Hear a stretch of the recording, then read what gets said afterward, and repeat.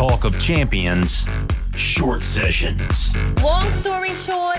Welcome into a Talk of Champions exclusive. I'm your host, Zach Berry. Joining me, Mr. Clark Brooks, college football analyst at On3. You might also know him as SEC Stat Cat, Jimmy's and Joe's, X's and O's, all of that and more. Clark, welcome to the show, man. Zach, thank you for having me. It's going to be a pleasure. We were talking before we hit record about how busy you are, but how much we still love these times. I, too, am busy. I do appreciate just the regimented schedule every single day during the season. I know what I'm doing every day of the week. Oh, absolutely. I mean, we really cannot complain. You know, if we're going to be up till 2 a.m, you might as well be watching football games. I know sometimes it might turn into Mississippi State Vanderbilt, which is never sexy, but still, again, what else would you rather be doing? I mean, come on. I was waiting. Didn't just turn it on and watch it. Like, I was waiting for it to kick off between Oregon State and San Jose State. You don't get that a lot. No, you don't. No, you don't. I mean, it's a very, very sticky type of product in general. Of course, you know, like the NFL, it's a little bit more corporate. College football is still a little bit more ragtag. And of course, like, brand affinity is as high as anything in this country. Of course, a lot of people like to wear on their sleeves, sometimes literally with those arm tats. But you know, college football is just absolutely a passion sport. I love it, and I'm just very, very honored to be a part of our On3's family, because that's going to be definitely one of our focus points moving forward. Is just really honing in on how much people love this freaking sport.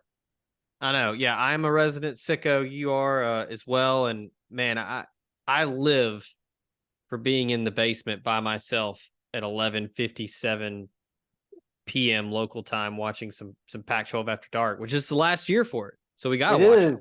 It is. Hey, at least they're going to go out with a bang. They got some pretty dang good quarterbacks out there that are worth 13-0.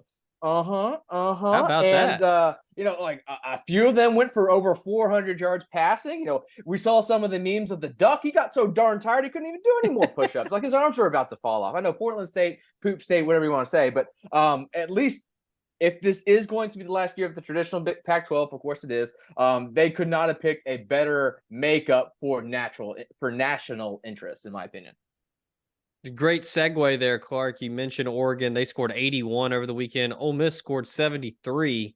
We're not gonna dive too much into the analytics of this one, but just overall, what's been your impression, your take, your kind of thesis with Lane Kiffin's offense now in year 4 at Ole Miss? They've been tremendous since he arrived, but just over time with different quarterbacks and different, you know, superstars, what's been your kind of theme for them and what makes them go? Well, the constant theme is applying stress. Of course, when you're playing at 100 miles per hour, which they are prone to do, it really does get defenders more on their heels. Of course, defenders, you want to be more of a reactionary player, but if you're just always stepping back and having that extra beat to diagnose things, well, that's advantage for offenses. And of course, when you have an eclectic run game, they are Ole Miss in the super spread type of offensive family. Of course, some people used to call this the Baylor spread. Josh Heupel is trying to rebrand it as the veer and shoot, whatever you want to call it. While the downfield passing game can be a sexy aspect, it is anchored on the run game, applying different looks at different stressors at different levels to the defense. So, for instance, last year, you know, like a lot of teams, Ole Miss, their base runs were zones. Inside zone slam, straight zone, split zone, bluff read, outside zone. But then after that, you get a lot of misdirection looks so that, you know, if a defense is really anticipating one look, well, they can really be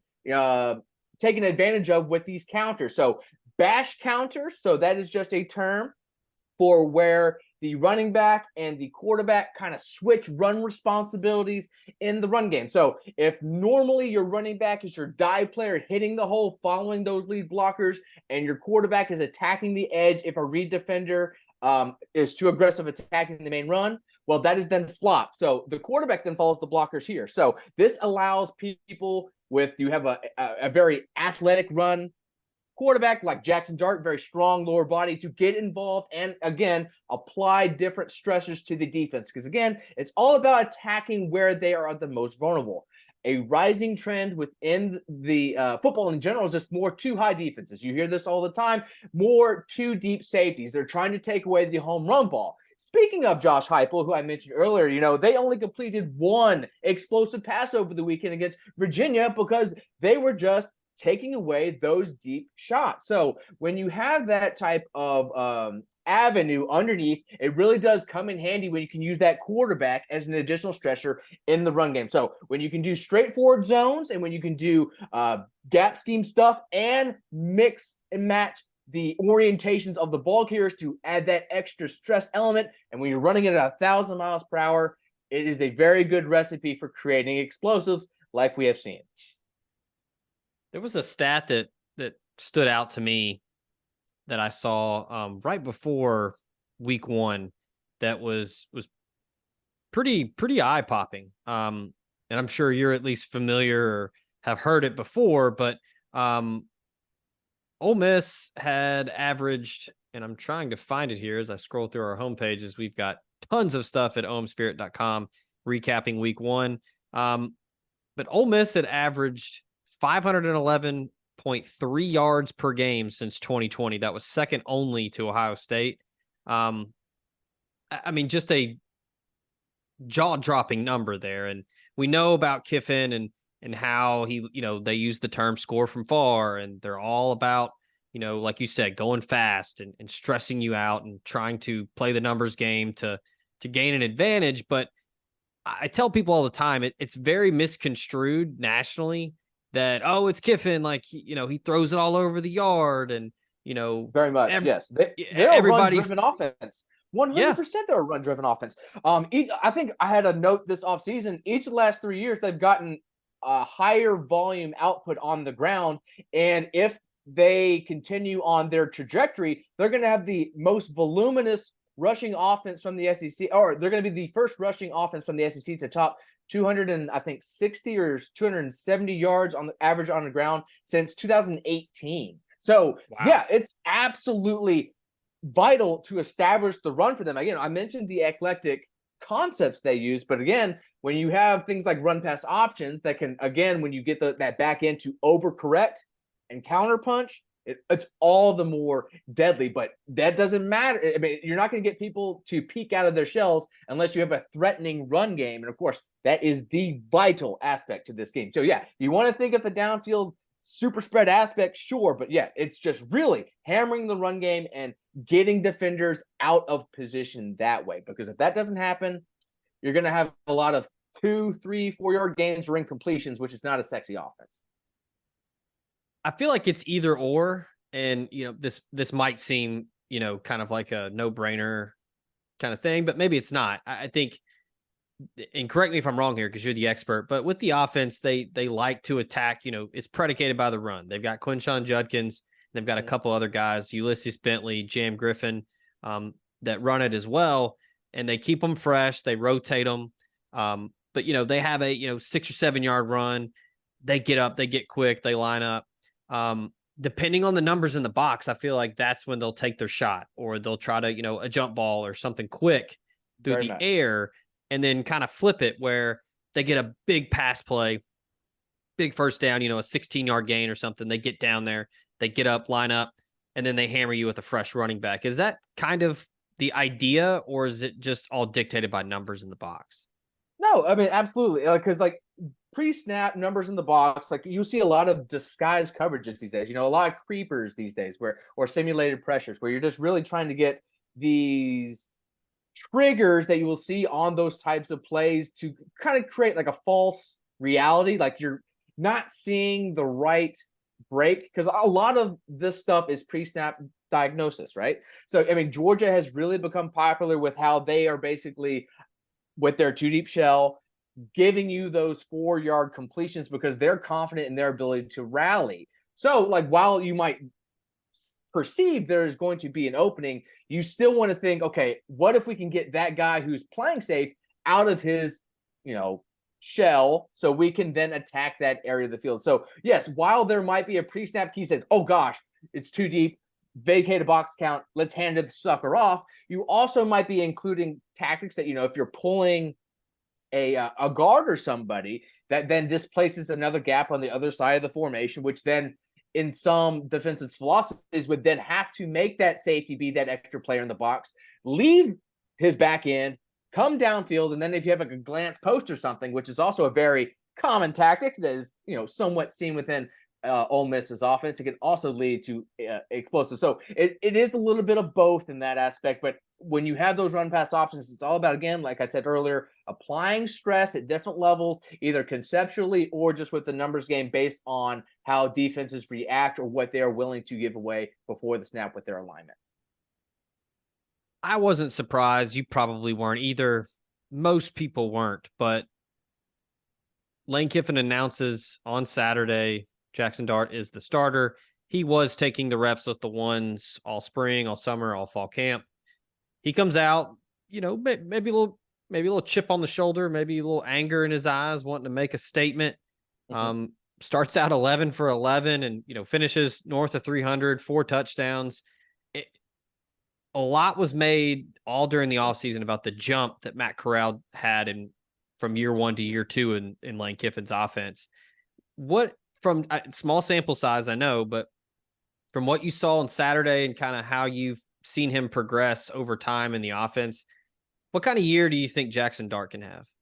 I mean, he can absolutely have a productive year. The way the scheme is set up, the super spread, it likes to use scheme elements to try, I wouldn't say hide the quarterback, but definitely maximize them. So it's going to be a high percentage of passes off of RPOs. It's going to be a high percentage of passes off of true drop back play actions, trying to have that mirage between the run and the pass. Like I mentioned earlier, get the defense out of position there. But it's very important to the scheme because when you look at his numbers without that stuff, so a lot of schemes are different, right? In college football, that's one of the things that makes it fantastic. But we know RPOs make things easier for quarterbacks.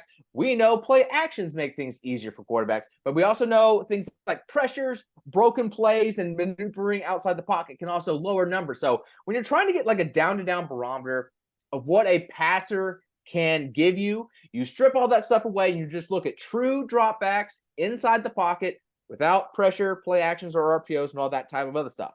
So each of the last 2 years, Dart's numbers have been consistent. Again, 2 different schemes, USC, Ole Miss, but his individual figures in these instances, because that's what we're trying to do, right? We're trying to stabilize output depending on all these different variables.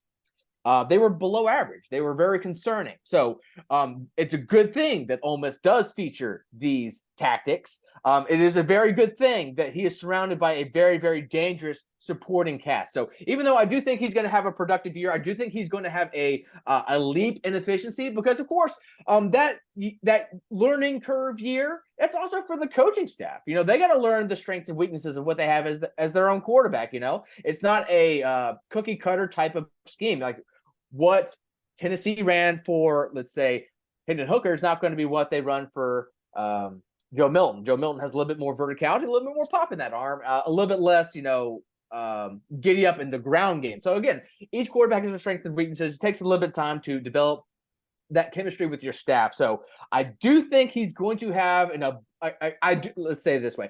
I think he's going to have a season to which I would think his efficiency, his statistical profile, I don't like yards. I don't like volume stats. I'm very much more in what you can do on a per opportunity basis. I do think he's going to finish in the top 6 of the league because of what he is going to be able, because of his supporting cast, the scheme he is going to operate, and of course his individual year-over-year improvement. Because while I do have concerns about his sharpness with his accuracy, he's still a fairly good passer that will throw downfield. I don't think he's a check down Charlie.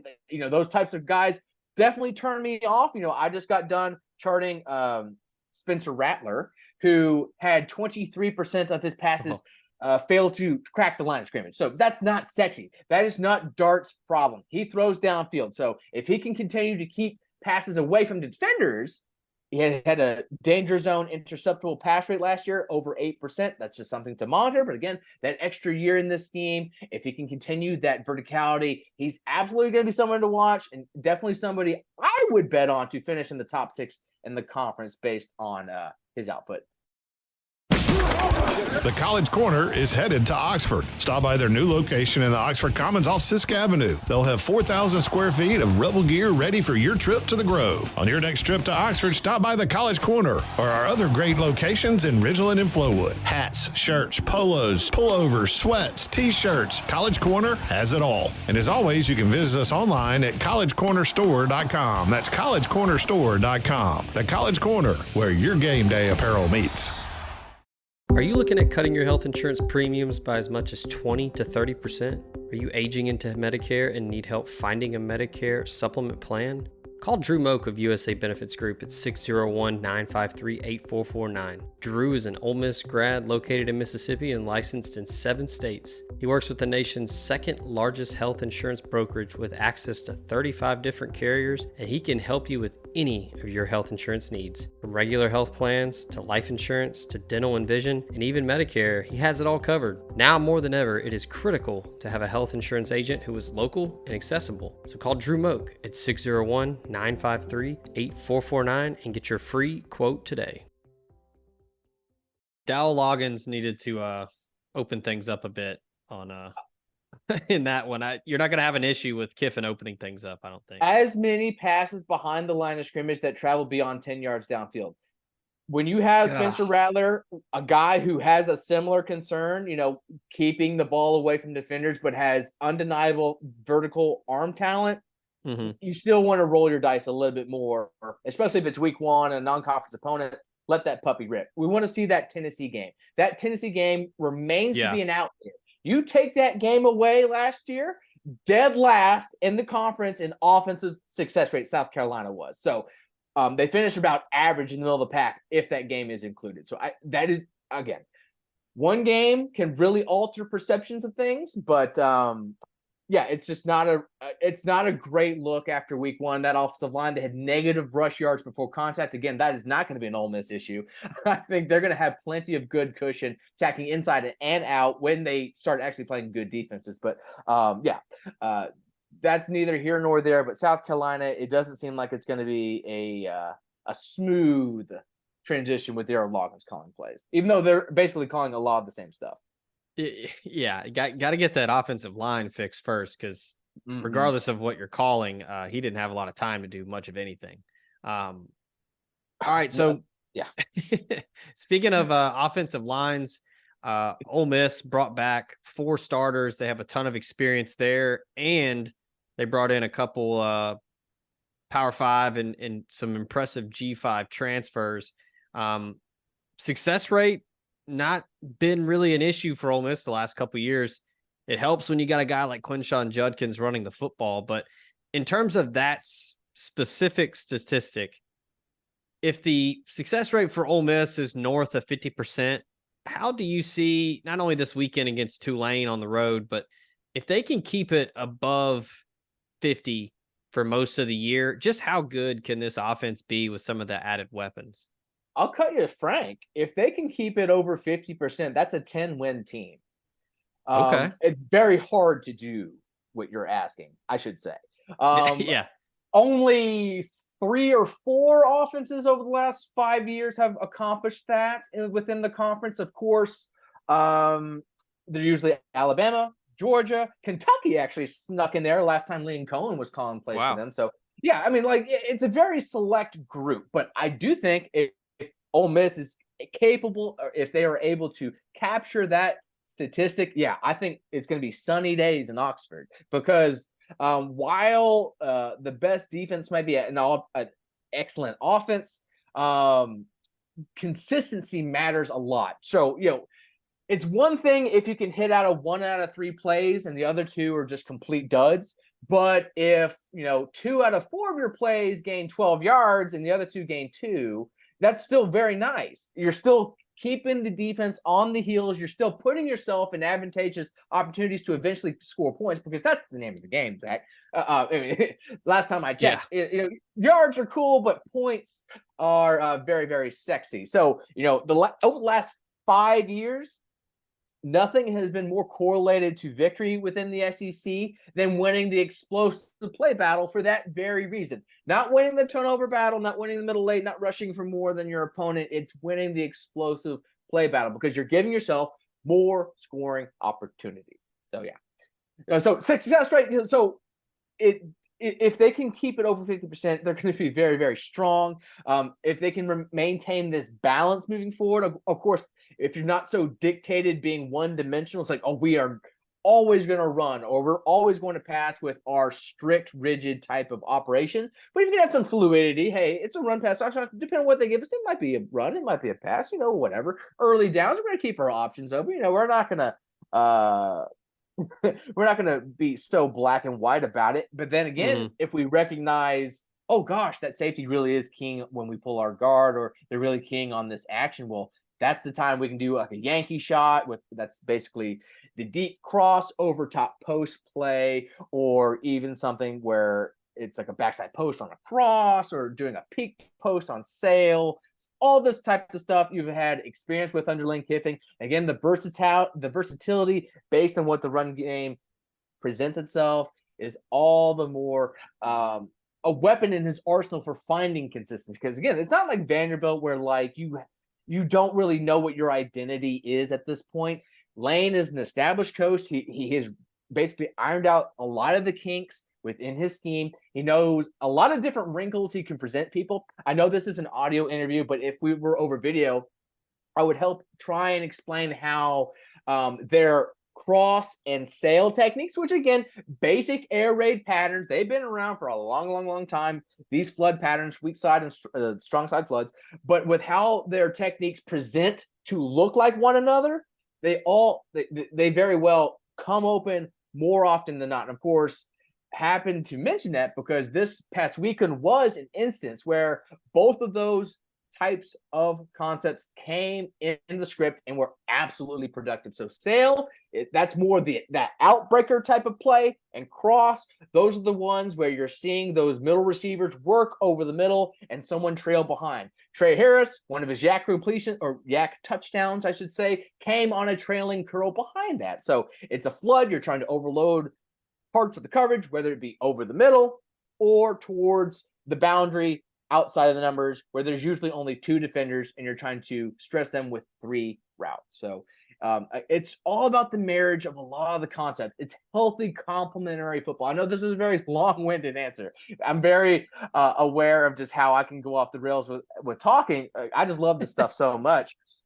But it's also just trying to help the average fan try and understand a little bit more, because like it's a very fast-paced game, especially when it's Ole Miss. It can be very, I think, helpful slowing it down at times and kind of understanding what all is going on, what all is the objective, what all are they trying to accomplish with these designs, with the weapons that they have, with the skill sets of their rusher, with their quarterbacks, with their offensive line. Because it's the most team game there is out there. There's so many variables, so many things that go into winning a football game. And so I just trying to provide a little bit of a spotlight to these marginal things that are sadly not found in the box score.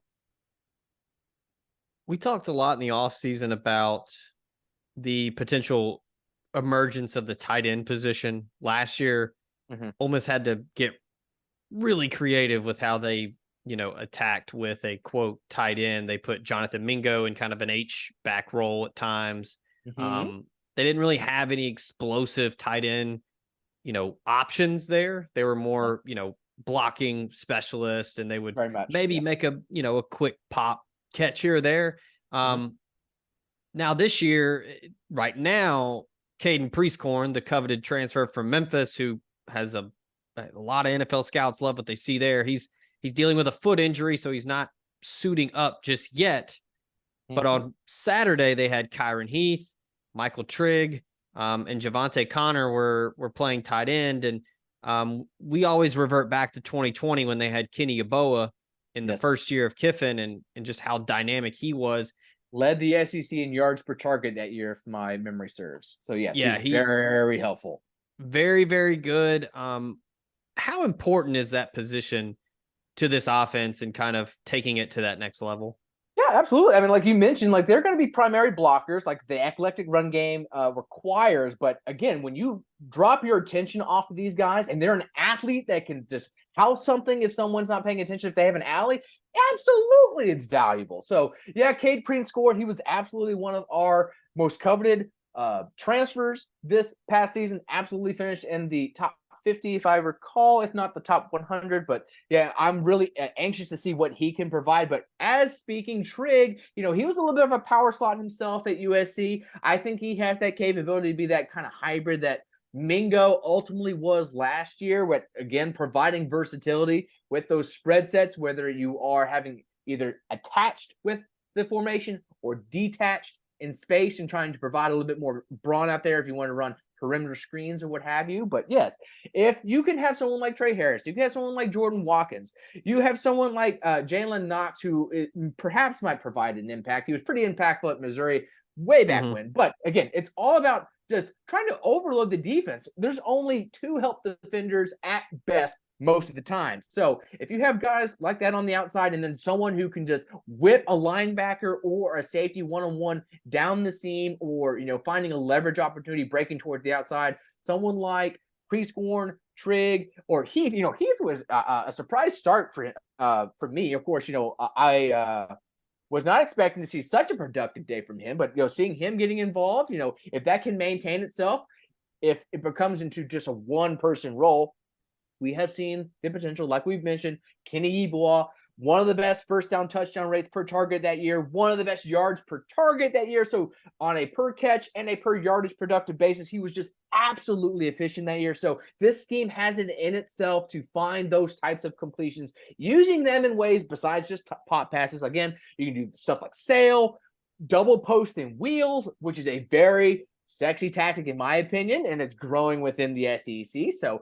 that is a lot of stuff that you can utilize more downfield as opposed to just doing more rinky-dinky RPOs, which of course I'm not saying don't do, but of course, in my opinion, I think a wheel or a vertical or a downfield post to a tight end is a little bit more appealing than throwing a slide route or a bubble screen. This podcast is brought to you by Cherokee Valley Golf Course in Olive Branch, Mississippi. Get on over to see Cody Allen and the crew to take on the challenge of their wide, plush Zoysia fairways and large championship Bermuda greens. They have 2 putting greens to hone in your game with the flat stick, a driving range, and a chipping green to tighten up the short game. Book a tee time online at olivebranch.com or give them a call at 662-893-4444. That's Cherokee Valley Golf Course in Olive Branch, Mississippi. This podcast also comes to you thanks to Bluff City Advisory Group, Memphis's leading team of finance professionals who can provide advanced assistance with financial planning, pension, and qualified plan support, and business and estate planning strategies as well. Former Ole Miss Rebel and founding partner Ben Still, along with his elite-level customer service team, make it their goal to help you meet the ongoing demands of your financial needs. Learn about this and more at bluffcityadvisory.com.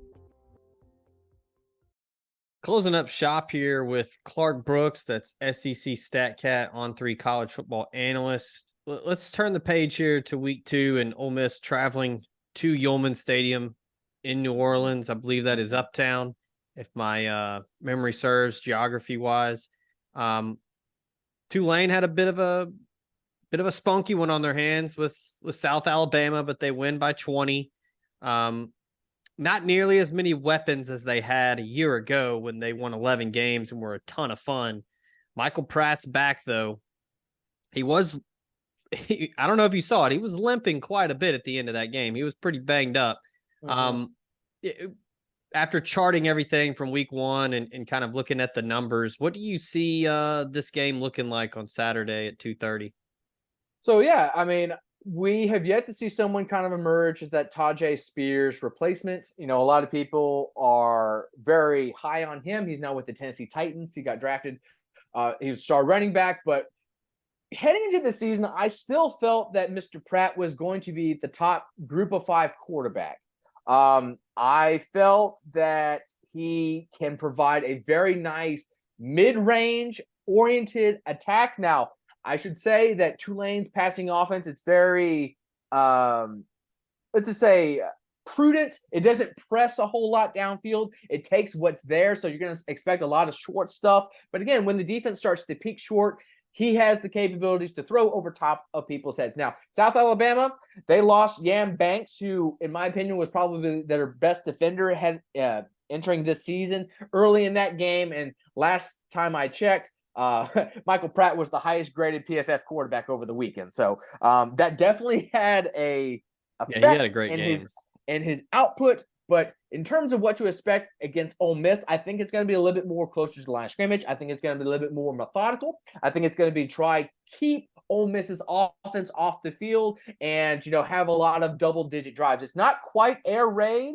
but it's in the same ballpark. So he's definitely a focal point in the offense, both running and passing. So last year, quarterback draws were actually a fairly visible aspect of their offense, especially against their hardest opponent. So again, that is with Tajay Spears, a dynamic running back in his own right in the fold. They were still trying to get him opportunities to take advantage of, soft coverages with easy, just give me those 5 yards with those draw plays. So if you can get him off the field quickly, I think it's going to be a nice, easy victory for Ole Miss. But again, if he can sustain drives and get Ole Miss's offense out of rhythm, if they're going to be on the sideline for 20, 30 minutes at a time, kind of cool down, it might be tough to keep the engines revving hot. So he's definitely not someone to overlook, even though the rest of the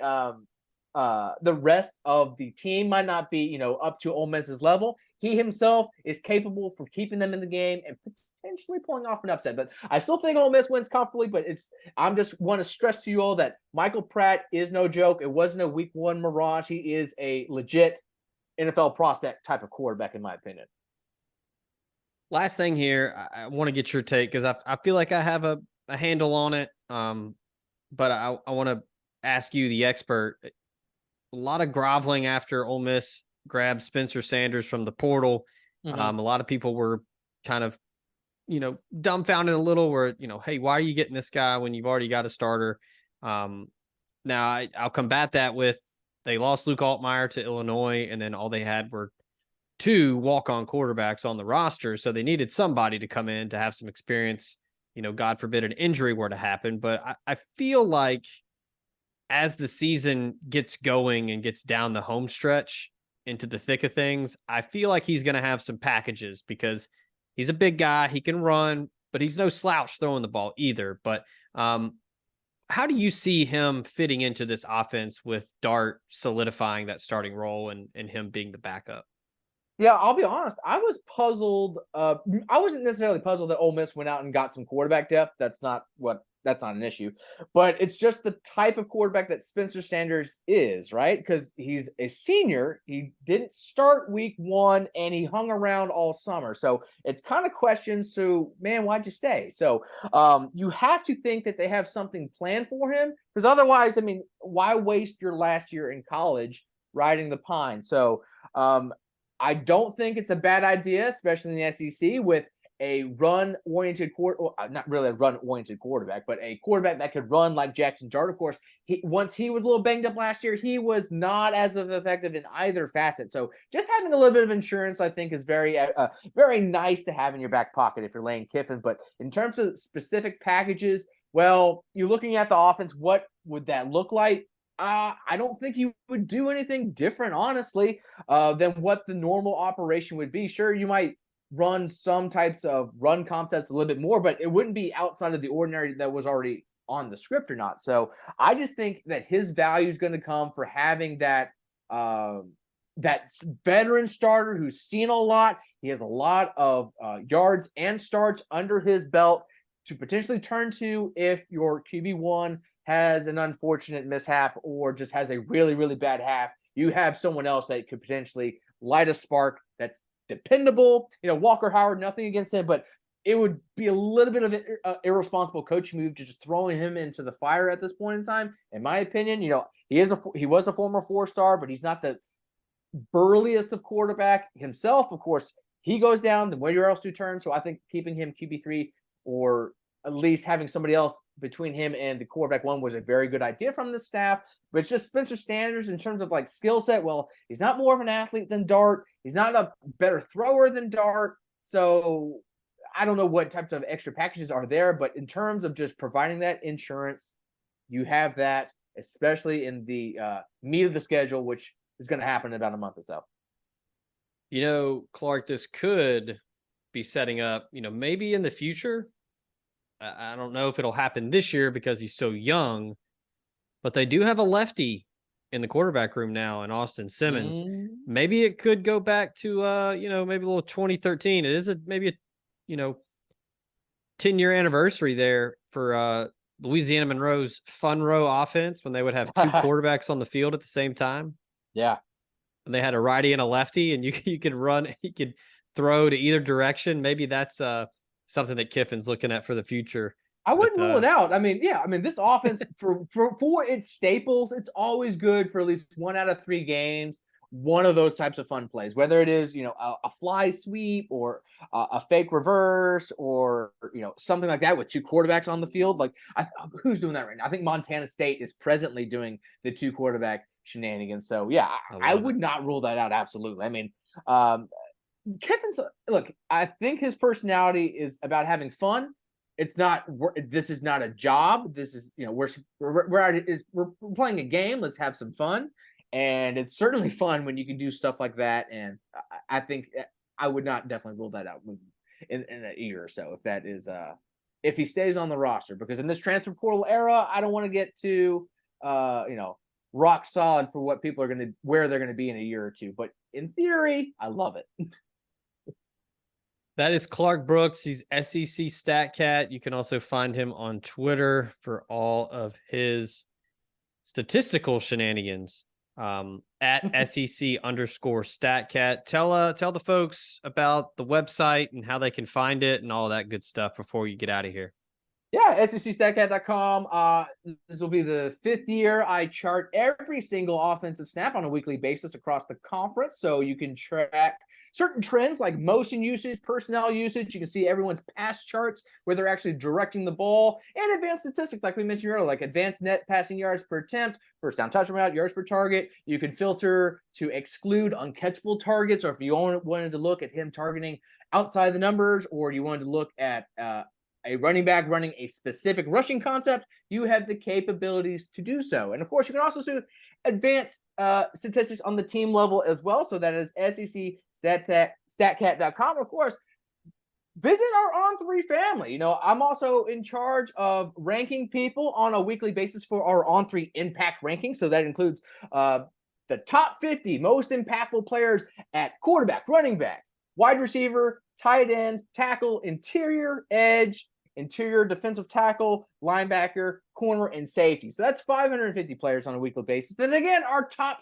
300. We want to keep you guys informed for who's actually making the most impactful, I guess should say who's having the most impact on their game on a weekly basis. So be sure to check all that stuff out.